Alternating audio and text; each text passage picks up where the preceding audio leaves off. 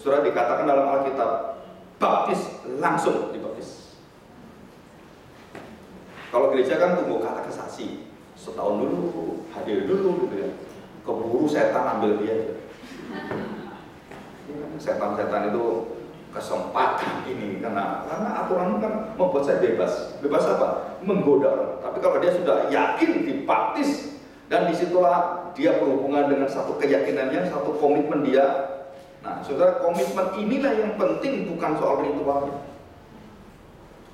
Nah, begitu dia tidak berikan komitmen, terus diolor-olor, saudara, ada kelemahannya. Apakah orang yang langsung dibaptis pasti selamat? Juga. Tetapi kita melihat Alkitab bahwa diperbolehkan orang yang percaya pada Tuhan Yesus mendengarkan berita itu, minta dibaptis, langsung dibaptis. Sida-sida Etiopia langsung dibaptis oleh Filipus. Tidak menunggu waktu yang lama, turun langsung baptis. Ya, oke, kita lanjutkan. Ya, memberitakan apa? Injil Kerajaan Allah, dan nama siapa yang diberitakan? Yesus Kristus. Pasal 8, 12 dan ayat yang ke-35 kita lihat. Bawahnya, ke-35. Maka mulailah Filipus berbicara dan bertolak dari nas itu. Ia memberitakan Injil Yesus Kristus. Saudara tahu yang dibaca oleh sida-sida Etiopia? Kitab Yesaya. Ini maksudnya apa toh? Ini berbicara siapa ini seorang hamba ini? Filipus diperintah oleh Roh Kudus untuk bertemu sida-sida ini, dan dia berjalan dengan kuasa Tuhan, ketemu dengan sida-sida ini, dan diberitahu itu menceritakan tentang Yesus anak Allah Maha Tinggi, dan kamu harus percaya pada dia. Aku percaya. Turun baptis. Ya, makanya gereja melakukan itu dengan cepat, punya anggota cepat sekali. Gereja nggak mau melakukan itu, nunggu dulu, absen dulu, bikin KTP dulu, bikin laporan dulu. Ya pasti kalah dengan gereja langsung tak selesai. Birokrasi kita kan banyak kan, bikin ini dulu, sebentar difoto dulu, waktu difoto, sorry fotonya rusak. Tunggu servis sebulan lagi, datang lagi sebulan. Jadi begitu sebulan foto dibuat, bukunya dibawa gitu kan, terus orangnya dikasih ini fotomu, ya. Gimana Pak? Nah, kamu kalau sudah diproses ini, kamu harus menerima baptisan dulu. Nah, baptisan kita itu gloria, baptisannya itu setahun 2 kali, nggak tiap minggu. Setahun. Jadi kamu tunggu ini bulan-bulan, ya sekarang bulan-bulan ini, bulan Mei. Ah, puji Tuhan, Juni ada baptisan. Jadi dekat. Kalau lewat Juni, kamu tunggu Desember. Jadi tunggu lagi setengah tahun. Belum memenuhi syarat, tunggu lagi depan. Saudara, kita menjadi gereja yang bukan mempermudah orang datang kepada Tuhan dalam satu sisi. Tapi kalau nggak dibuat aturan, orang sembarangan, betul nggak? Saudara harus ada keseimbangan. Di mana orang betul-betul sungguh-sungguh, saudara lakukan itu seperti yang Tuhan lakukan. Kita nggak salah, nggak ada salah. Ya, oke, kita lanjutkan. Nah, saudara cuma membuka pikiran aja, gitu ya. Filipus memberitakan Injil Yesus Kristus dalam perjalanan itu, dan kemudian apa yang diyakini ayat 37, saud Filipus, jika Tuhan percaya dengan segenap hati, boleh apa? Jawabnya, aku percaya bahwa Yesus Kristus adalah anak Allah, kata sida-sida Etiopia itu. Ya, di situ ada air. Lalu orang itu langsung membaptis, Filipus langsung membaptis sida-sida Etiopia. Dan saudara perhatikan baik-baik, setelah dibaptis sida-sida Etiopia itu, sida-sida Etiopia itu langsung kemana? Ke tanah asal Etiopia. Dan di Etiopia, Afrika itu, Injil sudah ada benihnya di sana, di Afrika. Kita nggak pernah tahu siapa yang dipersiapkan oleh Tuhan. Satu kampung orang Samaria dipersiapkan Tuhan Yesus menjadi kampung misionaris, dan kita nggak pernah tahu. Dan banyak di Alkitab, kalau saya tunjukkan, begitu banyak Yesus menyiapkan pekerjaan-pekerjaan yang ajaib di kampung-kampung yang sulit sekali, di mana setan membelenggu mereka, di Kerasim, di Gerasa, di Gedara, orang-orang di sana ada kekuatan yang luar biasa Tuhan siapkan. Dan orang gila yang percaya Tuhan Yesus tidak ikut Tuhan Yesus. Dan mereka menjadi saksi penginjil Tuhan. Orang gila jadi penginjil. Mau cari orang gila gak jadi penginjil? Nggak ada kan? Yang benar apa orang gila jadi penginjil? Kamu gak mampu, Tuhan mampu. Disembuhkan orang gila itu, pelacur disembuhkan. Langsung kabarkan Injil. Nah, benih-benih Samaria, Gedara, Gerasa itu, saudara, itu nunggu Tuhan semua. Nunggu apa? Yesus bangkit dari kematian. Dan situlah Tuhan sudah punya pasukan-pasukan yang Tuhan siapkan. Kita nggak mampu berpikir. Dan lebih jauh lagi belakang, ada orang dengan hadiah, emas, kemenyan dan mur memberikan kepada Tuhan Yesus, memuliakan Dia, menyembah Dia. Dan mereka pulang dan mereka mengatakan apa? Seorang raja yang kekal telah lahir. Mereka pulang kemana? Ke kerajaan masing-masing. Apa yang diberitakan oleh mereka? Apa yang diberitakan mereka? Sebelum murid-murid diangkat oleh Tuhan Yesus sebagai murid 12 murid, sebelum pekerjaan dimulai, Tuhan siapkan bangsa siap menerima Injil kerajaan. Nah, saudara, kalau saya bicara begini, saudara harus tahu bahwa saya membukakan tentang the excellency mission of Christ, the supremacy. Jadi saudara, kita nggak berpikir banyak. Tuh, kenapa bangsa itu kok bisa percaya? Kenapa? Saudara nggak tahu. Udah disiapkan Tuhan orang-orang di sana. Ada orang khotbah di kota, khotbah 10.000 orang datang. Contoh Benihin datang. Wah, luar biasa Benihin. Bukan. Gak ada apa-apanya dia. Yang luar biasa apa? Para penginjil yang menyiapkan mereka itu, yang tidak pernah dikenal, seperti Benihin yang ada di depan, seperti pendeta di depan yang hebat-hebat itu. Tapi tidak pernah terima kasih dengan para penginjil yang menyiapkan mereka bisa datang. Itu penghinaan misi selama gereja diadakan. Itu bukan misi Tuhan Yesus. Itu misimu sendiri, misi gereja. Misi Tuhan Yesus adalah mereka yang tidak pernah dikenal, tapi membawa orang mempersiapkan. Dan mereka tidak pernah jasanya diketahui siapapun, tapi mereka memberitakan Injil terus-menerus. Dan orang-orang hasil daripada benih-benih ini terus datang, ada satu pengkhotbah dibawa mereka semua, naik bis, naik apa, oh datang semua. Yang bangga siapa? Gereja mereka. Oh, ini loh saya hebat itu. Menghina Tuhan kamu. Sangat menghina Tuhan. Engkau tidak tahu bagaimana Roh Kudus bekerja. Itu bukan pekerjaan manusia, pekerjaan Tuhan. Nah, saudara, kalau saya ngomong seperti itu, bukan saya nggak senang dengan KKR, bukan. Tapi saudara sadar betul bahwa mereka bisa datang, mereka bisa mengenal Tuhan bukan karena KKR-mu, bukan. Tapi ada orang-orang yang menyiapkan mereka, mungkin temannya yang terus memberitakan Injil, bukan jasamu, bukan. Mungkin radio memberitakan itu, bukan gerejamu, betul nggak? Oh, dari radio saya tahu, wah radio berjasa loh, betul nggak? Di koran, wah koran berjasa. Ya, saudara, kita lanjutkan. Pasal 17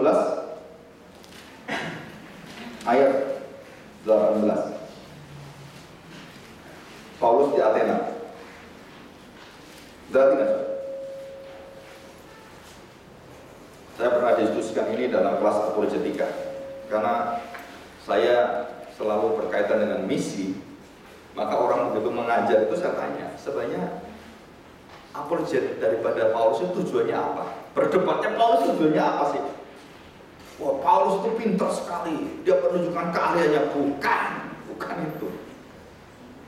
Paulus tidak pamerkan kepintaran, enggak sama sekali. Ya. Oke, saya lihat ayat yang ke-18. Ayo surat lihat ya. Dan juga beberapa ahli pikir itu profesor, gitu ya, saudara. Jadi Rasul Paulus ketemu dengan profesor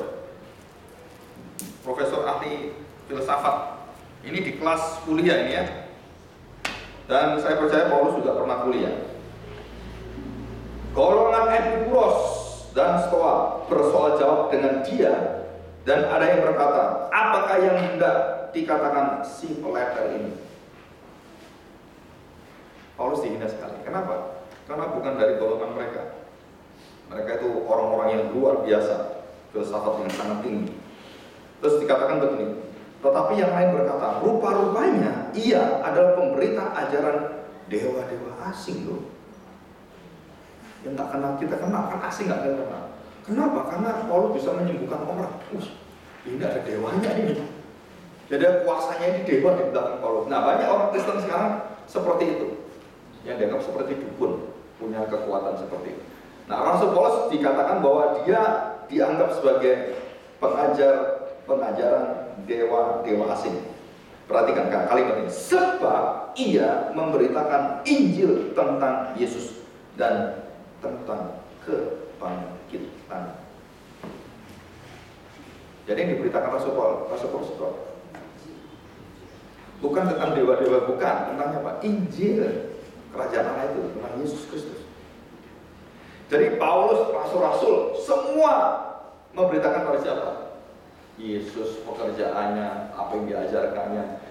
Nggak ada yang lain, saudara baca di Alkitab. Nggak ada yang lain yang diajarkan oleh para rasul. The apostolic preaching atau teaching itu adalah Christ, the supremacy of Christ. Nggak ada yang lain diajarkan. Jadi Paulus mengajarkan apa? Di mana-mana sudah dengar, mau Filipus, mau Stefanus, mau siapapun rasul, mau diakan, mau penatua, mau pendeta, mau gembala, siapapun, tetap ujungnya adalah memberitakan tentang keagungan pekerjaan pelayanan pengajaran Kristus Yesus. Ya, jadi ini adalah satu kekuatan yang luar biasa. Nah, herannya sekarang kita tidak melihat ini ada di dalam pelayanan kita, dalam persekutuan kita, dalam gereja kita. Mengapa ini kok nggak ada ya? Siapa yang ngajar kita?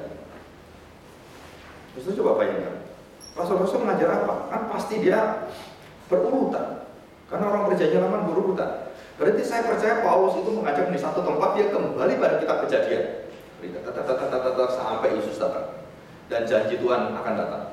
Ke tempat lain lagi, kembali lagi pada kitab Kejadian, sampai Yesus datang. Kan seperti itu.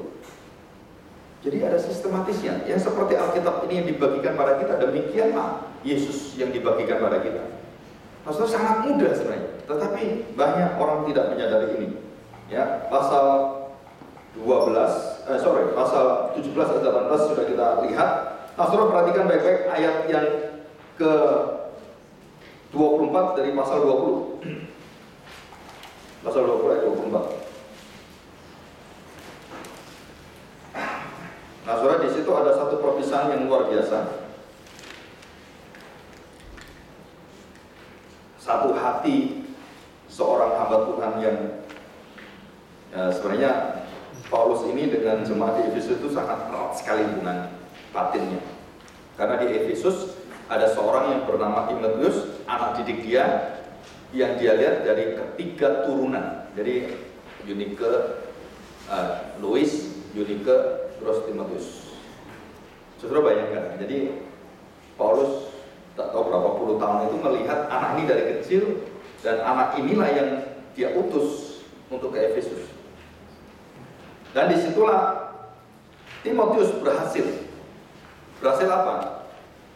Mengembangkan misi pelayanan Paulus, dan sampai jemaat itu jemaat yang luar biasa dan memiliki penatua-penatua yang canggih, hebat sekali.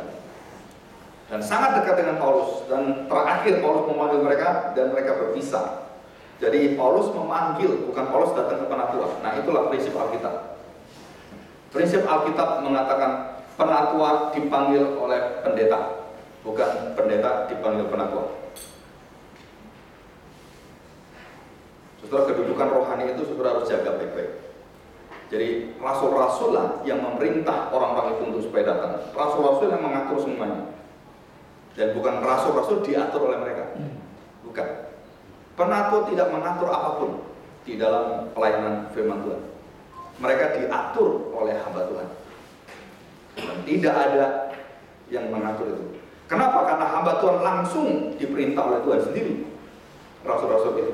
Kamu pergi, kamu. Nah, semua nggak boleh membantah ikut apa yang dilakukan oleh rasul-rasul di situ.